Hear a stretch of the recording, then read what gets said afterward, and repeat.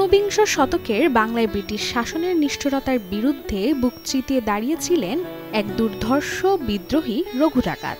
আর এবার সেই গল্পেই দেখা যাবে টলিউডের সুপারস্টার দেবকে।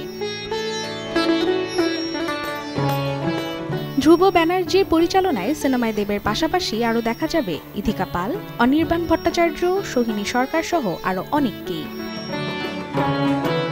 প্রচারের স্বার্থে ইতোমধ্যেই প্রকাশ পেয়েছে রঘু ডাকাতের টিজার, যেখানে মাত্র 1 মিনিট 47 সেকেন্ডের ঝলকই আগুন জ্বেলে দিয়েছে দর্শকের মনে।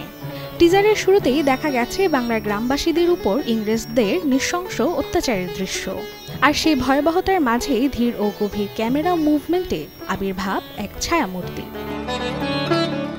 হাতে ধনুক, চোখে আগুনের শিখা আর ঝড়ের গর্জনে যেন ঘোষণা, এ শুধু প্রতিশোধ নয়, এ এক বিদ্রোহের আগুন যা মুছে দেবে দাসত্বের অন্ধকার। রঘু ডাকাত ছবির টিজার দেব অনুরাগীদের মনে করা সাড়া জাগালেও এখনো জানা যায়নি মুক্তির সম্ভাব্য তারিখ। তবে ধারণা করা হচ্ছে আসছে পুজোতেই মুক্তি পেতে পারে সিনেমাটি। Desk report, channel 24।